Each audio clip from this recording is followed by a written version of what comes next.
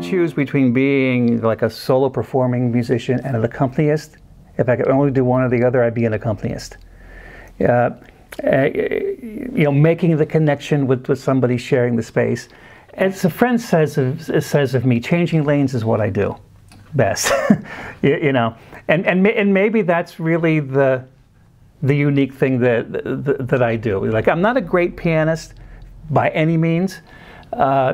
I'm very aware of the things I can't do, but I'm also, you know, aware of the things that I have inclination to do. And of course, the one thing I can do better than anybody else is be myself. So it's great personally, artistically for me, but it's also wonderful because I can be that supportive, facilitating person in the rapport with the person on stage. And that idea of connection and focus, and then being here in this cultural environment where the arts are so supportive and people were so supportive, you know, it's like whatever the opposite word of perfect storm is, you know, it's just a perfect circumstance.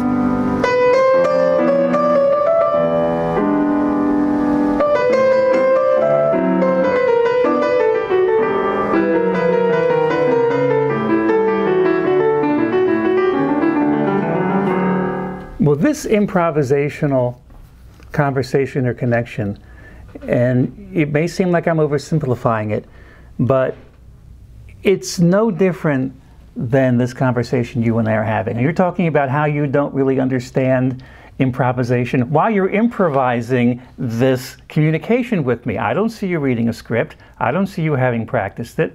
So you are comfortable enough with this environment of communication because you've lived it all your life, to just be in it and let it take you where it goes.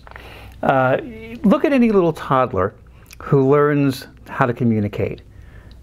None of them take any formal education first. They're just hanging around people who do it. And after a time of hanging around, you know, adults, they pick up on it. And how do they do? That's how we're wired. And so if you really want to be able to do something, you live there, and you live there for a long time. And so I'm one of these crazy people who's lived there since I was a kid and realized that this is my space. So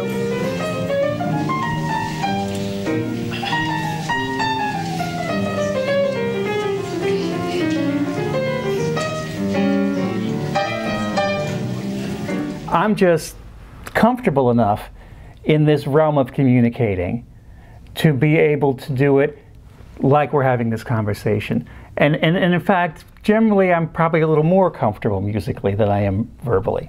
It's prioritizing listening over talking, which is what I think we can all relate to in terms of what we really want to strive to be a better listener, shut up, let it come, and then wait until you really know what you want to say and you have something really worthwhile to say, and then open your mouth. And in the same way that this conversation, you know, the specific words come because of where we want the conversation to go. The specific notes come because of where the music is taking me.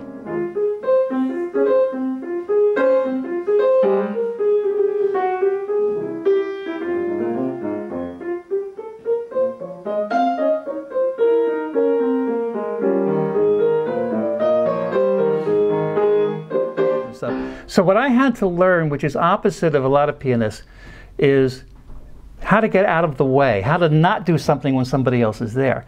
So when I was a teenager, we had this little group with Joe and Paul Mediri that was modeled after the Benny Trio. And the first time we had a bass player come in, because I was used to being this heavy left-handed thing, he walked out after about a half an hour, all disgusted, because I didn't know how to stay out of his way.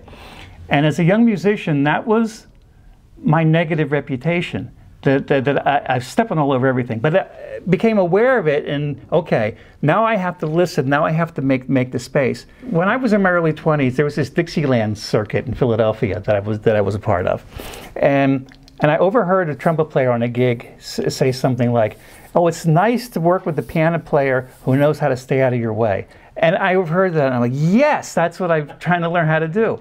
And I am not disappointed at all with where I am. I'm very blessed to have the opportunities I do, to be able to make a living, such as it is, being a musician, which is, of course, very full-time. It occupies me all the time, and it's just beautiful. I couldn't go any other direction.